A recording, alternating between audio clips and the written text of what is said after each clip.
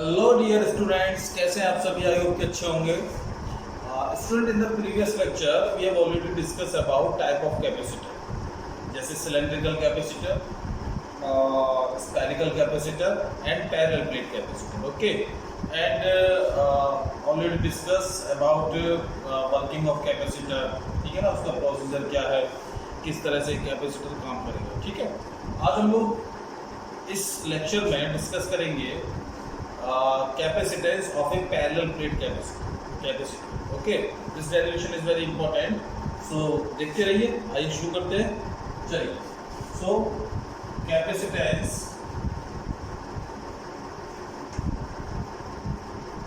of a parallel plate capacitor,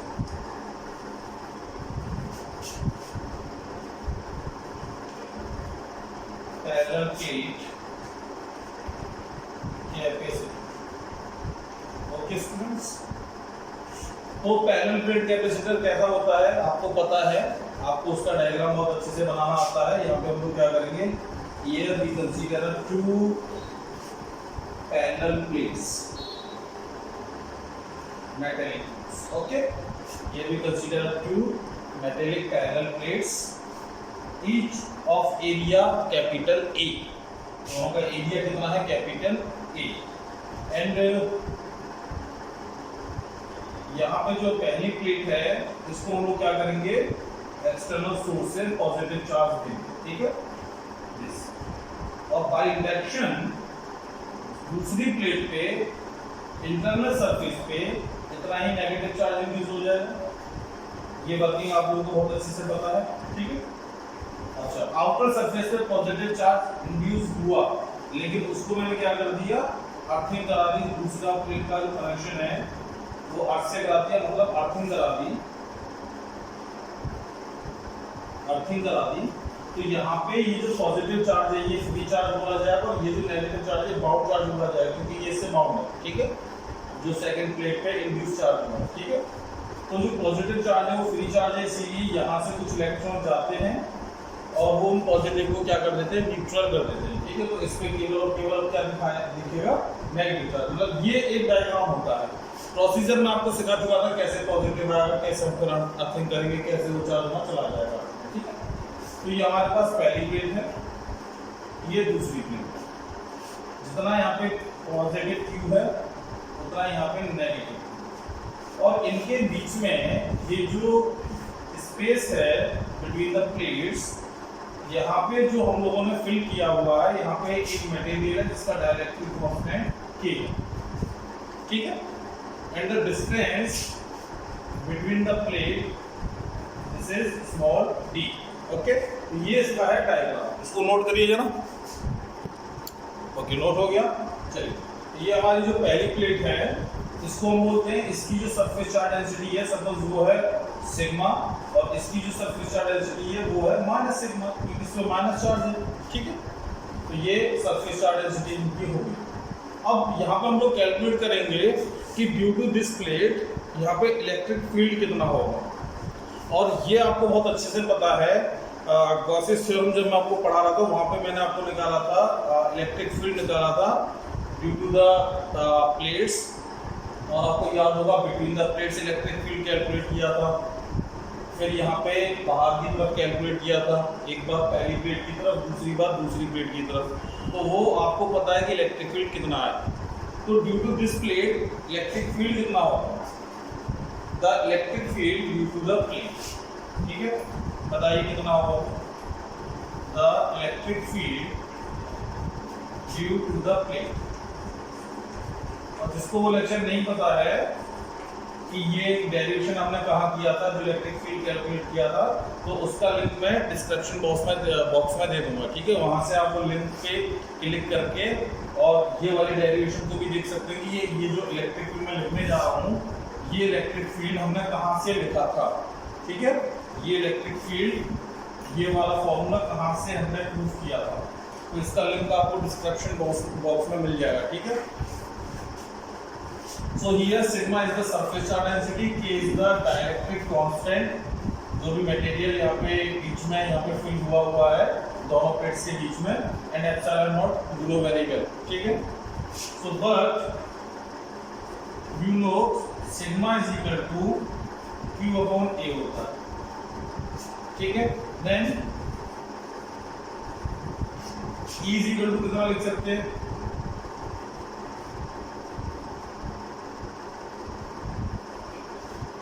लिख सकते हैं कि नहीं लिख सकते? नोट करिए इसको। तो बेटा ये नोट हो गया, कुछ ज्यादा बड़ा काम नहीं किया है। सबसे पहले एक बार फिर से समझ लीजिए, यहाँ पे हमने दो प्लेट कंसीडर की हैं। Here we consider two metallic plates, plate 1 and plate 2, okay. फिर हमने प्लेट 1 को पॉजिटिव चार्ज दिया, सेकंड प्लेट को उतना ही चार्ज इंड्यूस हो गया माइनस इंटरनल सरफेस पे, आउटर सरफेस को उतना ही पॉजिटिव हुआ, उसको मैंने अर्थिंग करा दिया तो वो न्यूट्रल हो गया, ठीक है। उसके बाद इसको हमने बोल दिया कि इसकी surface charge density sigma plus, उसकी सिग्मा माइनस, ठीक है। इन दोनों प्लेट्स के बीच में जो मटेरियल है उसका डाइलेक्ट्रिक कांस्टेंट है K, ठीक। और दोनों प्लेट्स के बीच का जो डिस्टेंस है वो है D। तब हमने इन दोनों प्लेट्स के बीच में यहाँ कहीं इलेक्ट्रिक फील्ड कैलकुलेट किया, और वो इलेक्ट्रिक फील्ड होता है इतना। ये इलेक्ट्रिक फील्ड कैसे दिया, तो इसका डेरिवेशन हम लोग प्रीवियस लेक्चर्स में दे चुके हैं, और वो डेरिवेशन अगर आपको दोबारा से देखना है तो उसका लिंक आपको डिस्क्रिप्शन बॉक्स में मिल जाएगा, ठीक है। वहाँ से आप उसको ये देख सकते हैं कि ये इलेक्ट्रिक फील्ड कैसे कैलकुलेट किया है। फिर से sigma is equal to, sigma is the surface charge density, so this is equal to Q upon A। याद होगा आपको linear charge density, surface charge density and volume charge density. Lambda linear charge density, this is equal to Q upon L, charge per unit length. Sigma surface charge density, charge per unit area, Q upon A, and rho volume charge density, this is equal to Q upon V, charge per unit volume, okay. तो ये आपको बहुत अच्छे से पता है, बस sigma की वैल्यू यहाँ पे पुट करिए। अब देखिए, now the electric potential between the plates, यहाँ इलेक्ट्रिक पोटेंशियल कितना होगा बिटवीन द प्लेट्स। तो हमको ये पता है कि इलेक्ट्रिक फील्ड और इलेक्ट्रिक पोटेंशियल में एक रिलेशन होता है। इलेक्ट्रिक फील्ड और इलेक्ट्रिक पोटेंशियल में एक रिलेशन होता है, और वो रिलेशन होता है E is equal to V upon D, distance के साथ। ये दोनों प्लेट्स के बीच का डिस्टेंस है D, तो E का V और डिस्टेंस के साथ ये रिलेशन होता है। याद करिए पोटेंशियल ग्रेडियंट वाला फॉर्मूला, ठीक है। तो वहां पे क्या था, E is equal to dV over dr था, नहीं ये वाला फॉर्मूला, ठीक है। चलिए मैं और अच्छे से आपको क्लियर कर देता हूँ। ये तो था ही था, आपको पता है कि E is equal to क्या होता है, coulomb constant Q upon distance दिया तो चलो D स्क्वायर बोल दिया, और V is equal to क्या होता है, coulomb constant Q upon D, यही होता है, ठीक है। अब अगर मैंने अपॉन में यहाँ D कर दिया और यहाँ भी D से डिवाइड करा दिया, तो ये वाली बात जो है, ये वाली बात हो गई E, क्योंकि D इंटू D क्या हो जाएगा, D स्क्वायर। तो लिखा जा सकता है V upon D is equal to E, लिख सकते हैं, लिख सकते हैं C अपॉन C into Q upon D square, ये है E electric field. Electric field और इलेक्ट्रिक पोटेंशियल और डिस्टेंस में ये रिलेशन होता है, ये आपको याद नहीं रखना, ठीक है बेटा। So E is equal to V upon D, then V is equal to कितना होगा, then electric potential V is equal to यहाँ से हो जाएगा electric field into distance, electric field into distance की, ये हो जाए। अब E की वैल्यू तो हमारे पास यहाँ से है, E is equal to Q upon K epsilon naught A। So V is equal to हम लोग लिख सकते हैं, V इज इक्वल टू लिख सकते हैं Q upon K epsilon naught A, और ये आ गया इनटू V। यहाँ तक कोई प्रॉब्लम, केवल यहाँ पे इलेक्ट्रिक फील्ड E की वैल्यू पुट करिए यहाँ से, ठीक है। इलेक्ट्रिक पोटेंशियल अगर कैलकुलेट होके आ गया तो बेटा कैपेसिटेंस निकालना बहुत इजी है, क्योंकि कैपेसिटेंस का जनरली फॉर्मूला, बेसिक फॉर्मूला क्या है, C is equal to Q upon V, C is equal to Q upon V, यही जनरल फॉर्मूला होता है इलेक्ट्रिक कैपेसिटेंस का, ठीक है। तो अब हम लोग यहाँ लिख सकते हैं, बट वी नो दैट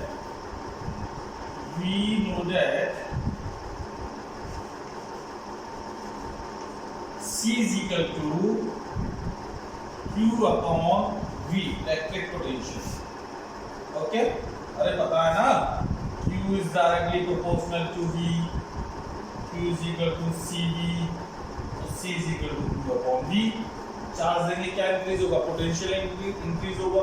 सबसे पहले ही कैपेसिटेंस के बारे में जब इंट्रो कराया था तो वहां पे सबसे पहले यही समझाया था, ठीक है ना।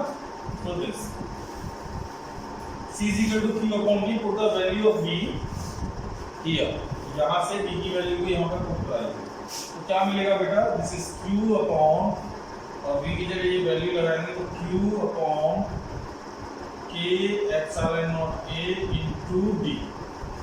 Q से Q कैंसिल हो गया, K एप्सिलॉन नॉट A ऊपर पहुंचा, so C is equal to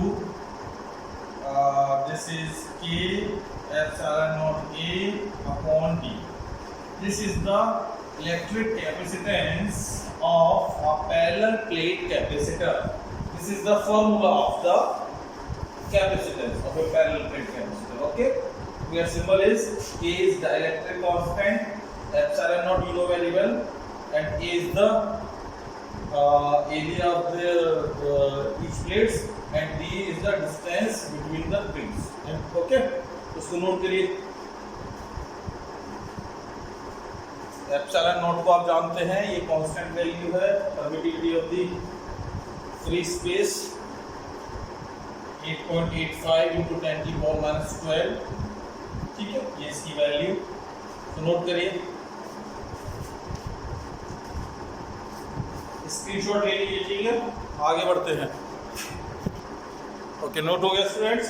तो this is the capacitance of A parallel plate capacitor. अच्छा, अब बेटा यहाँ पे क्या था, यहाँ पे आप एक चीज ये देख पा रहे हैं कि दोनों प्लेट्स के बीच में, यहाँ पे जो फिलअप हमने किया है, यहाँ जो दोनों प्लेट्स के बीच में फिल्ड है वो है हमारे पास एक मटेरियल जिसका डाइलेक्ट्रिक कांस्टेंट K।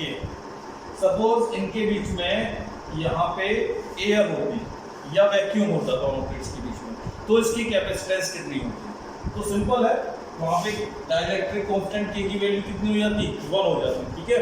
तो इसको आप नोट करके लिख दीजिए, if there is a vacuum between the plates,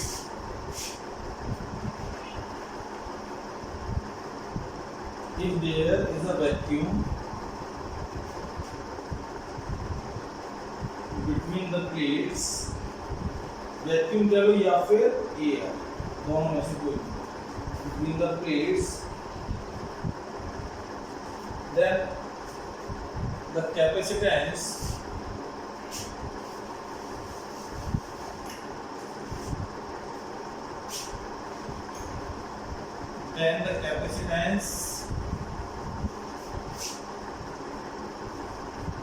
बोलो कितनी होगी, C, और उसको हमने बोल दिया C नॉट। उस टाइम हम उसको C को C नॉट सिंबल दे सकते हैं, तो C क्लियर हो जाता है कि C नॉट बेसिकली क्या है, C नॉट तब कैपेसिटेंस है, तब दोनों प्लेट्स के बीच में क्या है, या तो वैक्यूम है या फिर एयर है, तो epsilon naught A upon D। और यहाँ से भी आप चाहो तो एक फॉर्मूला और बना सकते हो, मीन्स अगर आपको ये डिफाइन करना है डाइलेक्ट्रिक कांस्टेंट को, तो आप कैपेसिटेंस के फॉर्म में भी डिफाइन कर सकते हो। आपको याद होगा जिस समय कूलॉम्स लॉ पढ़ाया था तो वहाँ पे भी डाइलेक्ट्रिक कांस्टेंट को डिफाइन कर चुके थे in the form of force के फॉर्म में, ठीक है ना, जो इलेक्ट्रोस्टैटिक फोर्स होता है उसके भी फॉर्म में हम इसको डिफाइन कर चुके थे, ठीक है। यहाँ पे भी अगर आप करना चाहते हैं तो यहाँ भी कर सकते हैं, जैसे ये एक इक्वेशन दे दीजिए नंबर 1 और ये दे दो नंबर 2, तो फ्रॉम इक्वेशन फर्स्ट एंड 2 यहाँ पे आप लिख सकते हैं ये C नॉट, C अपॉन C नॉट, C अपॉन C नॉट जब आप करेंगे तो ये आपको मिलेगा बेटा K epsilon naught A upon D into करके हम लिख सकते हैं D upon epsilon naught A, ठीक है। D से D कैंसिल, एप्सिलॉन नॉट से epsilon naught A cancel, so K is dielectric constant, this is equal to C upon C naught. So the ratio of the electric capacitance, इसको हम क्या बोलेंगे, ये जो हमारी कैपेसिटेंस है C, उसको अब आप सॉरी डायरेक्ट्रिक कांस्टेंट है कि ये क्या है, रेशियो किसका, कैपेसिटेंस का। कब जब दोनों प्लेट्स के बीच में एक डाइलेक्ट्रिक मीडियम है के, और जब एयर है, तो उनके रेशियो को हम लोग क्या बोलेंगे, डाइलेक्ट्रिक कांस्टेंट। मींस यहाँ से ये फॉर्मूला बन गया सीधा सीधा कि C is equal to C naught E। ठीक है, तो ये आपको याद रखना है, ठीक है बेटा, ओके नोट कर लीजिए, C is equal to C naught E, याद रखना।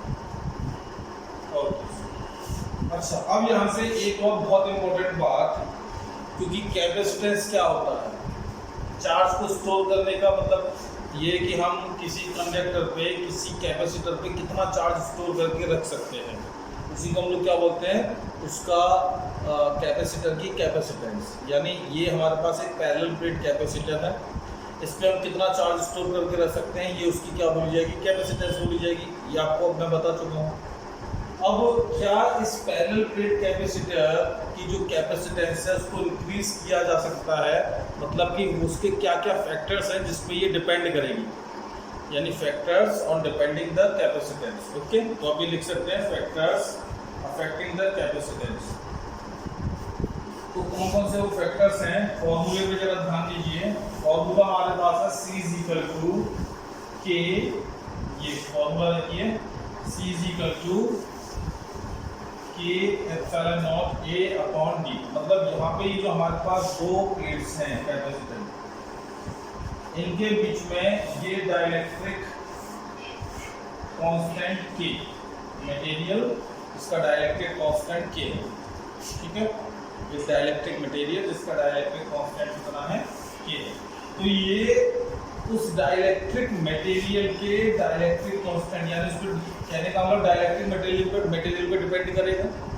तो उस डाइलेक्ट्रिक मटेरियल की डाइलेक्ट्रिक कांस्टेंट जितनी ज़्यादा होगी उतनी हमारे पैरेलल प्लेट कैपेसिटर की कैपेसिटेंस भी ज़्यादा होगी, बिकॉज यहाँ से हम लोग देख सकते हैं C is directly proportional to K है, C is directly proportional to K है। तो हम लोग बोल सकते हैं the space between the plates should be filled with a material of high dielectric constant, then C is also increasing, C is increasing. यानी अगर हमको एक पैरेलल प्लेट कैपेसिटर की कैपेसिटेंस को इंक्रीज करना है तो हम क्या करें कि वो इंक्रीज हो जाए। तो हम एक काम कर सकते हैं कि यहाँ पे देखिए, मान के चलिए जब यहाँ पे एयर है तो एयर के लिए K की वैल्यू कौन होती है, पता है आपको। अब अगर एयर की जगह सपोज करिए यहाँ पे ग्लास है, तो ग्लास के लिए जो K की वैल्यू है वो आपको पता है 5 ले सकते हैं फॉर ग्लास, ठीक है। तो ये इंक्रीज हुआ कि नहीं हुआ, और अगर वाटर है तो और ज़्यादा हो जाएगी 81 वाटर के लिए, ठीक है, और ज़्यादा हो जाएगी। तो जैसे जैसे K की वैल्यू इंक्रीज होती चली जाएगी वैसे वैसे C भी इंक्रीज होता चला जाए, और C क्या है, कैपेसिटेंस। तो कैपेसिटेंस को हम लोग इंक्रीज कर सकते हैं। तो कैपेसिटेंस को कैसे इंक्रीज किया है, आपसे अगर कोई क्वेश्चन पूछेगा तो पूछेगा कि बताइए एक पैरेलल प्लेट कैपेसिटर, उसकी कैपेसिटेंस को इंक्रीज करना है, या फिर ऑब्जेक्टिव दे दिया कि बताइए वो किस पे डिपेंड करती है। अगर डाइलेक्ट्रिक कांस्टेंट की वैल्यू को इंक्रीज करेंगे तो क्या कैपेसिटेंस डिक्रीज होगी या इंक्रीज होगी, तो आप क्या बोलेंगे, C is directly proportional to K, it means कि उसको इंक्रीज होना है। मतलब हम इसमें और ज़्यादा चार्ज स्टोर करके रख सकते हैं। जब यहाँ पे एयर है और अगर एयर को बदल के हमने कोई दूसरा डाइलेक्ट्रिक मटेरियल यूज कर लिया जिसकी डाइलेक्ट्रिक कांस्टेंट हाई है, तो उसकी कैपेसिटेंस को इंक्रीज किया जा सकता है। Is that clear? ओके, चलिए एप्सिलॉन नॉट इसको तो छोड़िए क्योंकि ये तो कांस्टेंट है, इसकी वैल्यू तो फिक्स है। Now A is the area of plate, ये भी डायरेक्टली प्रोपोर्शनल है। एरिया ऑफ प्लेट्स मतलब अगर मैं उस प्लेट्स का एरिया बढ़ा दूं, एरिया कब बढ़ेगा, जब उसकी लेंथ बढ़ेगी और उसकी ब्रेथ बढ़ेगी, या केवल लेंथ बढ़ाइए या केवल ब्रेथ बढ़ाइए, मींस एरिया बढ़ जाएगा साइड बढ़ाने से, ठीक है। तो अगर मैं साइज बढ़ाऊंगा मींस एरिया बढ़ाऊंगा तो उस पर ज़्यादा चार्ज स्टोर करके रख सकते हो। ये बात तो क्लियर समझ में भी आती है। एक हमारे पास बकेट है जिसमें पहले 10 लीटर वाटर आ रहा था, अब हमने एक बड़ी बकेट यूज करी तो जाहिर सी बात है कि उसमें कितना वाटर आएगा, 10 लीटर से ज़्यादा स्टोर करके रख सकते हैं, ठीक है। अब 20 लीटर स्टोर करके रख सकते हैं, तो एरिया पर डिपेंड करता है। तीसरा, ये जो C है, C is inversely proportional to 1/D। यहाँ पे देखिए अगर C को इंक्रीज करना है तो D को डिक्रीज करना होगा। मतलब अगर दोनों प्लेट्स के बीच का डिस्टेंस जितना कम रखेंगे उतनी ही कैपेसिटेंस ज़्यादा होगी। और ये वाली बात को आप ऐसे समझ सकते हैं कि यहाँ पे जब हम इस पहली प्लेट को पॉजिटिव चार्ज देते हैं तो दूसरी प्लेट पे इतना ही चार्ज इंड्यूस हो जाता है इंटरनल सरफेस पे, और आउटर सरफेस पे पॉजिटिव होता है, लेकिन वो कहाँ चला गया, अर्थ में चला गया। तो यहाँ पे अब आप ऐसे समझ सकते हैं कि पॉजिटिव चार्ज की वजह से यहाँ पे इलेक्ट्रिक पोटेंशियल है 4 वोल्ट, और नेगेटिव चार्ज की वजह से यहाँ पे इलेक्ट्रिक पोटेंशियल है -1 वोल्ट। तो टोटल इलेक्ट्रिक पोटेंशियल कितना होगा, 3 वोल्ट। अब देखिए अगर ये वाली प्लेट इस पहली वाली प्लेट के और नजदीक आ जाए, यानी यहाँ पर ये डिस्टेंस थी सपोज 2 मीटर, अब ये डिस्टेंस 1 मीटर हो गई, ठीक है। तो अब मुझे बताइए कि ये पॉजिटिव ने जो पोटेंशियल बनाया है ये तो अभी भी यहाँ पे 4 वोल्ट बना ही रही है इस लोकेशन पे। अब ये नेगेटिव प्लेट इस जगह पे, इस पॉइंट पे, यहाँ पे इस पॉइंट पे पोटेंशियल 1 वोल्ट बनाएगी, -1 वोल्ट बनाएगी, या इससे और ज़्यादा बनाएगी? तो आंसर है इससे और ज़्यादा बनाएगी।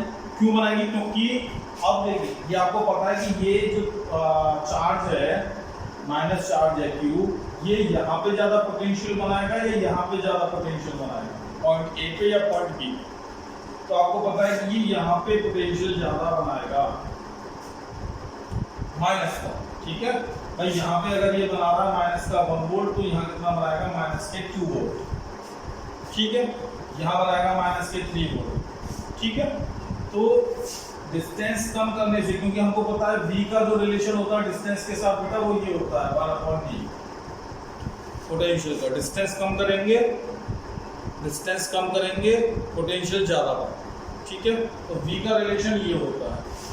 तो यहाँ पे हमने डिस्टेंस कम किया तो इसने यहाँ पे पोटेंशियल बनाया, जैसे पहले बना रहा था ये -1 वोल्ट, अब ये बनाया -2 वोल्ट। और जब -2 वोल्ट बनाया तो नेट पोटेंशियल यहाँ पे हो गया 2 वोल्ट।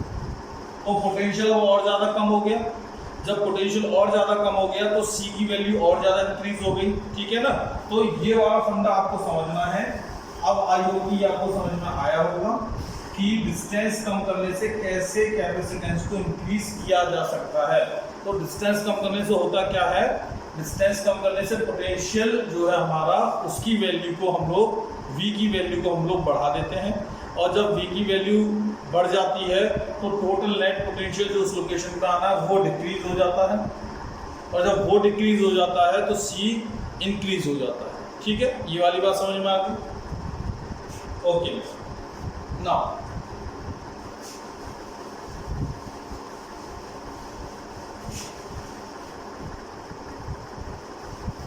ये नोट करके आप लिख सकते हैं, ये वो फैक्टर्स हैं जिसके इलेक्ट्रिक पोटेंशियल डिपेंड करेगा।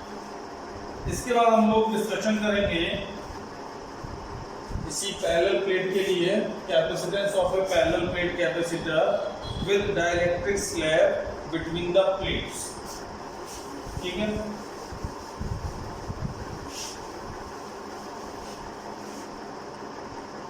विद डाइलेक्ट्रिक स्लैब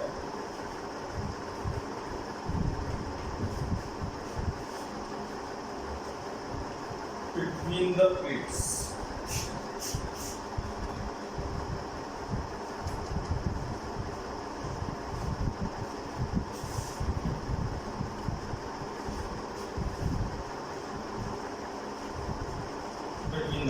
ठीक है, ये कोई नया डेरिवेशन नहीं है, केवल इतना सा डेरिवेशन है कि पिछले डेरिवेशन में जो आपका मटेरियल था जिसका डाइलेक्ट्रिक कांस्टेंट K था वो दोनों प्लेट्स के बीच में पूरे स्पेस में भरा हुआ था, ठीक है। लेकिन इस बार हमने एक छोटा सा स्लैब लेना है और वो स्लैब को हमने दोनों प्लेट्स के बीच में रख देना है, ठीक है।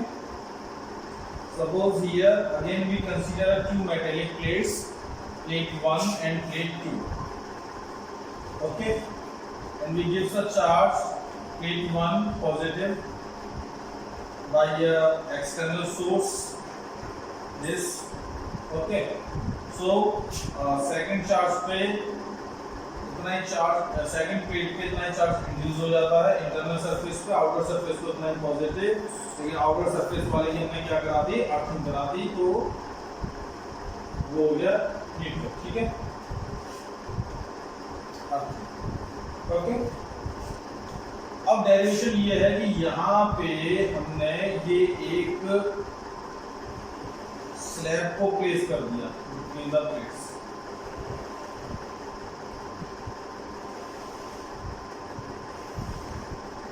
like this, ठीक है।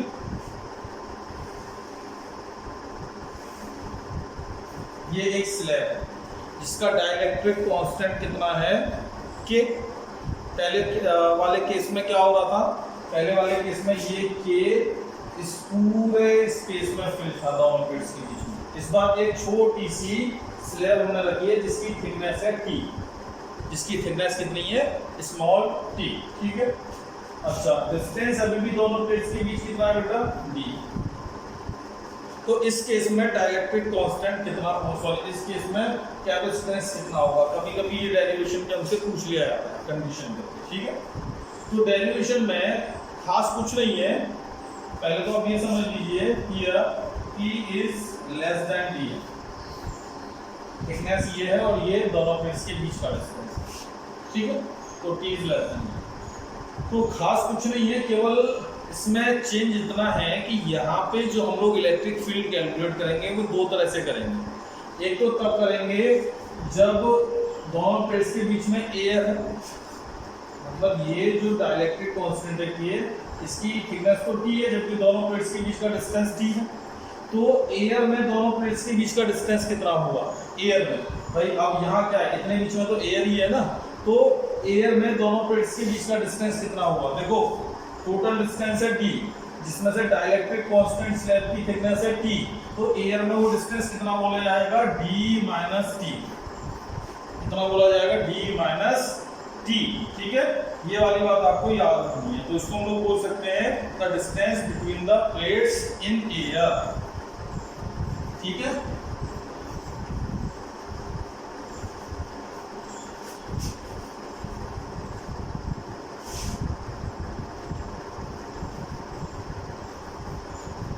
D माइनस T, ओके बेटा। अच्छा, अब अगर इतनी distance between the plates in air है तो फिर इलेक्ट्रिक फील्ड कितना है, now the electric field between the plates, ठीक है, electric field between the plates in air,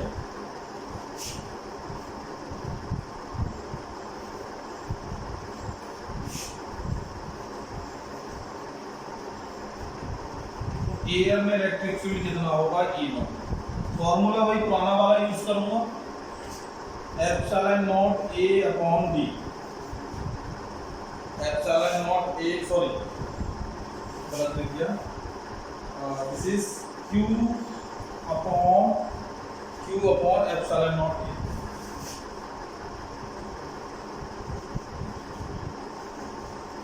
ठीक है। सीधे सीधे लिख दिया मैंने, वैसे मैं इसको ऐसे लिख सकता था सिग्मा अपॉन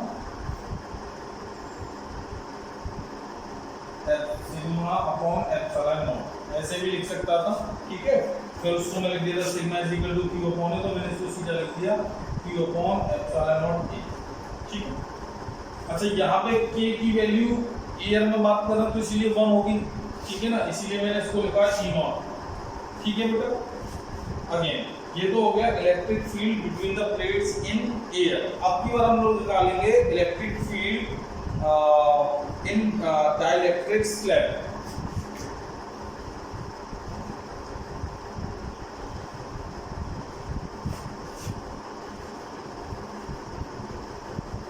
डाइलेक्ट्रिक स्लैब, इसकी वजह से, अब की बार इसको भूल जाइए, इसकी वजह से निकालेंगे। तो इसकी वजह से अगर निकालेंगे, देखिए ई नॉट ये तो है इलेक्ट्रिक फील्ड इन एयर, और डाइलेक्ट्रिक स्लैब की वजह से इलेक्ट्रिक फील्ड है ई, ये ई, ठीक है। तो इसकी वजह से अगर हम निकालेंगे तो वो इलेक्ट्रिक फील्ड होगा E is equal to Q के एप्सिलॉन नॉट ए। वहां पे हमारे पास ये के आ जाएगा, ठीक है। के is the dielectric constant of the slab, इसकी वजह से जो हमने कहा, ठीक है बेटा। नाउ अब अगर ये इलेक्ट्रिक फील्ड है इन एयर और ये इलेक्ट्रिक फील्ड है इन डाइलेक्ट्रिक स्लैब, तो फिर पोटेंशियल कितना होगा भाई? इलेक्ट्रिक फील्ड है तो दोनों की वजह से फिर अलग अलग पोटेंशियल भी कैलकुलेट करना पड़ेगा। तो इस बार हम पोटेंशियल निकालते हैं। नाउ द इलेक्ट्रिक पोटेंशियल, ये नोट कर लिया, नोट कर लीजिए, स्क्रीनशॉट ले लीजिए।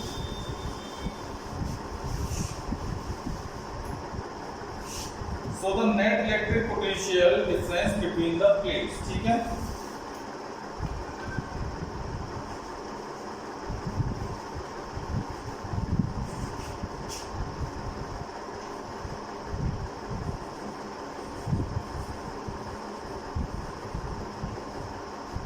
Between the plates,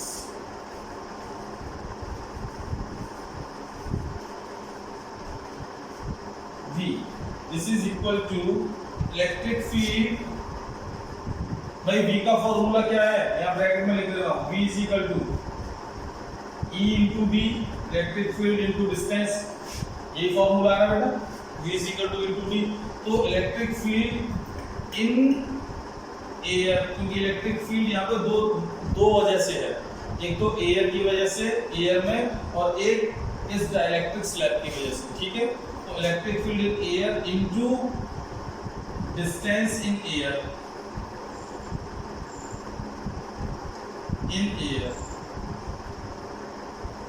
ठीक है। एक तो ये हो गया, प्लस टोटल निकालना है पोटेंशियल, तो plus.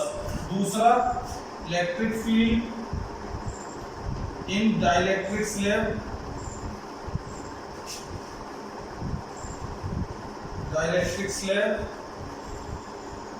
into thickness of the slab,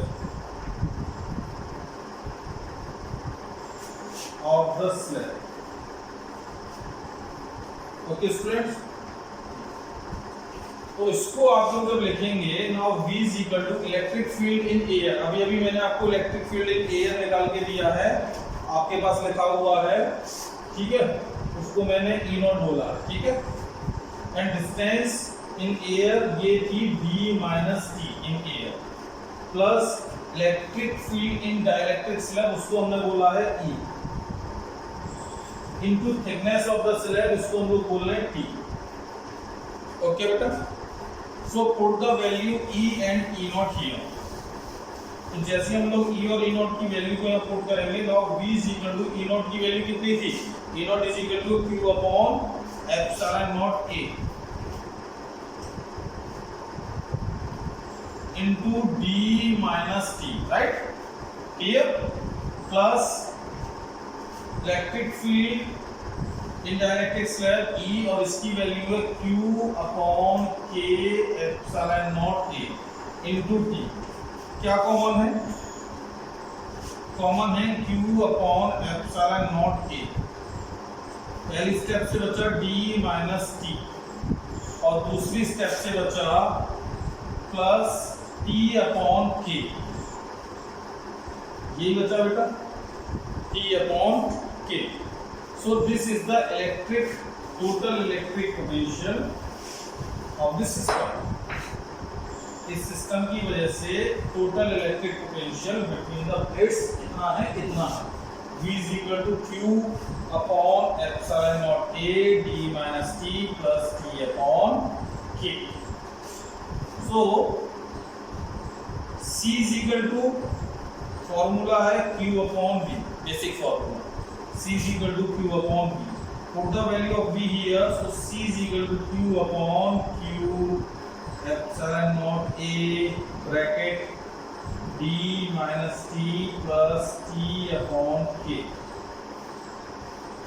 तो cancel Q से Q, this epsilon naught, so C is equal to epsilon naught A upon bracket D minus T plus T upon K।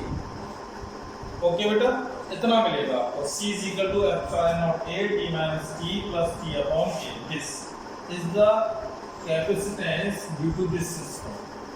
कौन सा system? हमारे पास एक parallel plate capacitor है और उसके बीच में क्या रखा हुआ है? एक डाइलेक्ट्रिक स्लैब रखी हुई है जिसका डाइलेक्ट्रिक कांस्टेंट K है। उस टाइम इलेक्ट्रिक कैपेसिटेंस ये होगी C is equal to epsilon naught A D minus T plus T upon K, where T is the thickness of the slab and D is the distance between the plates। Okay, अब इसमें हम लोग discussion करेंगे कुछ cases के बारे में। ठीक है बेटा, केस क्या है?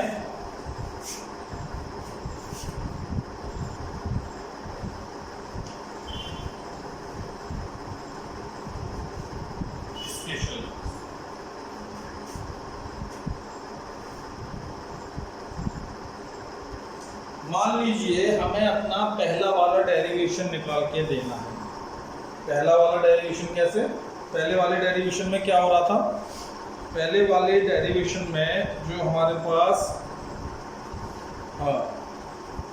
पहले वाले डेरिवेशन में यहाँ पे ये जो K है ये इस पूरे में फिल था, यानी ये जो डाइलेक्ट्रिक कांस्टेंट है K, ये स्लैब की थिकनेस T यहाँ जो हमने मानी है। पहले वाले केस में क्या हुआ था कि ये K दोनों प्लेट्स के बीच में पार्शियली फिल ना होकर फुल फिल था। अभी क्या है? पार्शियली फिल है, पार्शियली मतलब T थिकनेस। ठीक है, और पहले क्या था? दोनों प्लेट्स के बीच में इस स्पेस में पूरे में ये K फिल था। ठीक है, तो अगर ऐसा होगा आप लिख सकते हैं if the dielectric slab फिल्स the space between the plates. ठीक है, तो उस केस में क्या होगा? उस केस में ये होगा कि पहले केवल T इतना, पहले इस डाइलेक्ट्रिक स्लैब की थिकनेस T थी, तो T में ही केवल डाइलेक्ट्रिक कांस्टेंट। ठीक है, इस बार मैं क्या कह रहा हूँ कि अगर ये पूरे में फिलअप होता, पूरे में फिल्ड होता डाइलेक्ट्रिक कांस्टेंट के, तो उस केस में हम ये लिख सकते हैं ना T is equal to D होता, पूरे में फिल हो गया। मतलब ये कि जो हमारी स्लैब थी उसकी थिकनेस T थी, अगर ये पूरे में स्लैब हो जाए तो उसकी थिकनेस कितनी हो जाएगी? D हो जाएगी। भाई पूरे का मतलब है कि बिटवीन द प्लेट्स डिस्टेंस कितना D, और पूरे में फिल कर दिया तो T बराबर D हो गया ना भाई। अब अगर मैं ये निकालता हूँ तो ये T, क्योंकि T थिकनेस अब पूरे में फिल हो गई, तो पहला वाला केस ही निकल के आ गया ना। पहले वाले केस में क्या था? हम इलेक्ट्रिक कैपेसिटेंस निकाल रहे थे जब दोनों प्लेट्स के बीच में एक डाइलेक्ट्रिक मटेरियल जिसका डाइलेक्ट्रिक कांस्टेंट K फील्ड था। और इस बार हम निकाल रहे थे कि हमारे पास अगर केवल एक स्लैब है जो दोनों प्लेट्स के बीच में है एक डाइलेक्ट्रिक मटेरियल की जिसका डाइलेक्ट्रिक कांस्टेंट K है और उसकी थिकनेस T है, तो हमारा डेरिवेशन ये निकल के आया C is equal to epsilon naught A D minus T plus T upon K। अब स्पेशल केस में मैं कह रहा हूँ आपसे कि सपोज अगर ये पूरे में फिल्ड होती, तो पूरे में होती तो ये पहला वाला केस ही निकल के आ जाएगा। पहले वाले केस में आपके पास फॉर्मूला क्या निकल के आया था? याद करिए, पहले वाले केस में आपके पास फॉर्मूला था C is equal to K epsilon naught A upon D, ये तो फॉर्मूला था। अभी जो निकाला इससे पहले डेरिवेशन, तो अगर ये पूरे में फील्ड है तो इस फॉर्मूले से यही फॉर्मूला बन के आ जाना चाहिए। आना चाहिए कि नहीं आना चाहिए? सोचो, अगर ये डाइलेक्ट्रिक कांस्टेंट दोनों प्लेट्स के बीच में पूरे में फील्ड है तो यही तो फॉर्मूला था उस केस के लिए, और हमारे पास डेरिवेशन ये है। अगर ऐसा है तो फिर इसी फॉर्मूले से ये वाली चीज आ जानी चाहिए। तो देखिए आएगी यहाँ पे, बस आपको T is equal to D put कर देना है, तो C is equal to आपको मिलेगा epsilon naught A upon D। ये नीचे वाला पोर्शन दिखाई दे रहा है कि नहीं? एक बार मैं कैमरे से देख लेता हूँ। हाँ, आपको दिखाई दे रहा होगा। ठीक है, तो this is epsilon naught A D। अब D की जगह क्या रख देना है? D। यहाँ पे ये T आया, इसलिए क्या रख देंगे? D plus D upon K। इस D से ये D कैंसिल हो गया, तो ये वाला K बन जाएगा ऊपर, तो C इक्वल टू हो गया K epsilon naught A upon T। ये ये वही केस निकल के आ गया, ये वाला पहले वाले derivation c is equal to k epsilon naught a upon t। Clear है बेटा? वेरी। दूसरा केस देखिए, ये तो हो गया पहला केस। दूसरे केस में क्या हो सकता है, मान के चलिए कि यहाँ पे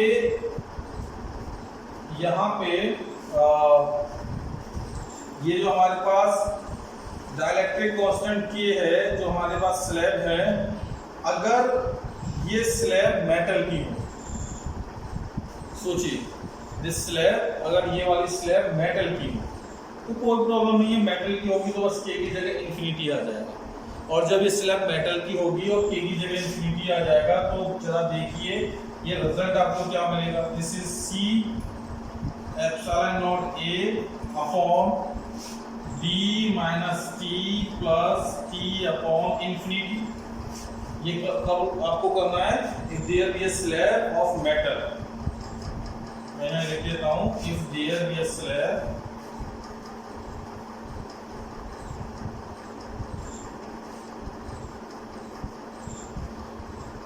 with metal, so K is equal to infinity। ठीक है,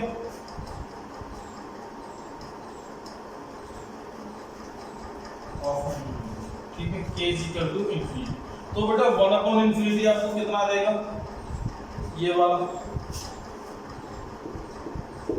खत्म हो जाएगा। ठीक है, कितना मिलेगा, C is equal to epsilon naught A upon d minus t, केवल इतना मिलेगा। तो याद रखेंगे आप कि मेटल की अगर होगी ये डाइलेक्ट्रिक स्लैब तो इलेक्ट्रिक कैपेसिटेंस इतनी होगी, epsilon naught A upon d minus t। In case पहले वाले पे आ जाइए कि अगर हमारे पास एक पैरेलल प्लेट कैपेसिटर है, इसमें पॉजिटिव माइनस नेगेटिव, ठीक है, और ये पूरे स्पेस में अगर यहाँ पे एक मेटल की जो स्लैब है वो पूरे में फिल हो तो फिर क्या होगा, फिर से t बराबर d कर देना, और t बराबर d करने से पूरे में बता रहा हूँ, पूरे में अगर फिल हो जाएगी तो फिर कैपेसिटेंस कितनी हो जाएगी। तो अगर t बराबर d कर देंगे, this is epsilon naught A upon 0 हो जाएगा, और 1 अपॉन 0 आपको पता है बहुत अच्छे से इन्फिनिटी होता है। कितना होता है, इन्फिनिटी। तो अगर दोनों प्लेट्स के बीच में, जहाँ तो पहले वाले केस में इसमें क्या बता रहा हूँ मैं, इसमें तो ये बता रहा हूँ कि अगर की थिकनेस की डाइलेक्ट्रिक स्लैब जिसका डाइलेक्ट्रिक कांस्टेंट इन्फिनिटी मींस अगर वो मेटल की है, अगर वो प्लेस्ड है तो इलेक्ट्रिक कैपेसिटेंस इतनी होगी। लेकिन अगर वही डाइलेक्ट्रिक स्लैब पूरे स्पेस में, यानी दोनों प्लेट्स के बीच में जो डिस्टेंस है पूरे में अगर फिल्ड है, तो फिर उसकी डाइलेक्ट्रिक कांस्टेंट कितनी हो जाएगी, इन्फिनिटी। ये रिजल्ट निकल के आता है, मींस डाइलेक्ट्रिक कांस्टेंट नहीं, क्या बोल गया मैं, कैपेसिटेंस, ठीक है ना, क्या हो जाएगी, कैपेसिटेंस उसकी इन्फिनिटी हो जाएगी। ठीक है, तो उसकी कैपेसिटेंस इन्फिनिटी मतलब कितना भी चार्ज स्टोर करके रखो, ठीक है। लेकिन ऐसा होता नहीं है, प्रैक्टिकली ऐसा नहीं होगा, क्योंकि हम कितना चार्ज उसको दे सकते हैं ये डिपेंड करेगा उसके पोटेंशियल पे, इस पर डिपेंड करता है, उसके पोटेंशियल पे डिपेंड करता है।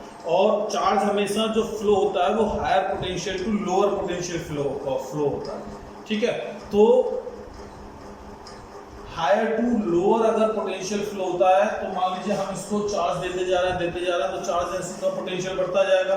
चलिए और किसी दूसरे सिस्टम से चार्ज दिया तो कितना पोटेंशियल आप उसको दे सकते हैं। जब इसका मान लीजिए 2 वोल्ट हो गया, 3 वोल्ट हो गया, 5 वोल्ट हो गया, 6 वोल्ट हो गया, 8 वोल्ट, 100, 2000 वोल्ट, मान लो इसका पोटेंशियल 2000 वोल्ट हो गया। अब अगर इसको और चार्ज देना है, इसकी कैपेसिटेंस अभी भी है और चार्ज देना है, तो आपको जो चार्ज देना पड़ेगा वो किससे देना पड़ेगा, आपको ऐसे सिस्टम से चार्ज देना पड़ेगा जिसका पोटेंशियल 2000 वोल्ट से ज़्यादा हो, तभी तो चार्ज फ्लो होगा। भाई एक्सटर्नल सोर्स से हम इसको चार्ज देना चाहते हैं, ऑलरेडी इसका पोटेंशियल कितना 2000 वोल्ट, और चार्ज अगर आप उसको देंगे तो आपके पास सोर्स कैसा होना चाहिए जिसका पोटेंशियल कितना हो, 2000 वोल्ट से ज़्यादा हो, क्योंकि चार्ज हमेशा higher potential to lower potential flow होता है। This is very important point, इसको याद रखिए। बच्चों के लिए बेसिक है बेटा, भूल जाते हैं बच्चे, याद नहीं रखते, वो सोचते हैं कि इन्फिनिटी कितना भी चार्ज दे दो यार, इसकी तो कैपेसिटेंस इस केस में इन्फिनिटी हो गई, और इन्फिनिटी होगी तो मीन्स हम इसको कितना भी चार्ज स्टोर करके रख सकते हैं, लेकिन ऐसा होता नहीं है। क्यों नहीं होता, मैं आपको वही बता रहा हूँ। तो जो आप चार्ज देंगे, मान लो इसका पोटेंशियल 2000 वोल्ट हो गया, अब इसको और चार्ज देना है, तो चार्ज तो हमेशा higher potential to lower potential flow होगा भाई। तो इसका मतलब है कि अगर इसको चार्ज देना है, इसका ऑलरेडी पोटेंशियल 2000 वोल्ट है, तो उसको 3000 वोल्ट के एक्सटर्नल सिस्टम से चार्ज देना पड़ेगा, एक्सटर्नल सोर्स से चार्ज देना पड़ेगा, तब जाके चार्ज फ्लो होगा। फिर इसका 3000 वोल्ट से सिस्टम से इसको हमने चार्ज दिया, फिर इसका पोटेंशियल हो गया 3000 वोल्ट मान लो। अब अगर और इसको चार्ज देना है तो 4000 वोल्ट, तो ये पॉसिबल नहीं है, ठीक है ना, इतना हम लोग नहीं कर सकते, तो हमारी भी बाउंडेशन है, लिमिटेशन है, ठीक है। ओके, तो आज हम लोगों ने यहाँ पे ये पॉइंट्स के बारे में डिस्कशन किया कि किस तरह से हमारे पास एक कैपेसिटेंस है, एक कैपेसिटर है, पैरेलल प्लेट कैपेसिटर, तो उसकी कैपेसिटेंस को हम लोग किस तरह से कैलकुलेट करेंगे, ठीक है। मैंने आपको दोनों तरह से निकाल के दिखाया है कि अगर T थिकनेस का डाइलेक्ट्रिक स्लैब हम बिटवीन द प्लेट्स अगर प्लेस करते हैं तो उस केस में कैसे हम लोग को कैलकुलेट करना है, और अगर वो पूरे में रखा हुआ है तो कैसे कैलकुलेट करना है, ठीक है। आई होप कि ये लेक्चर आपको क्लियर हुआ होगा। फिर से आगे नेक्स्ट क्लास में हम लोग फिर से मिलेंगे एक नए लेक्चर इंटरेस्टिंग टॉपिक के साथ।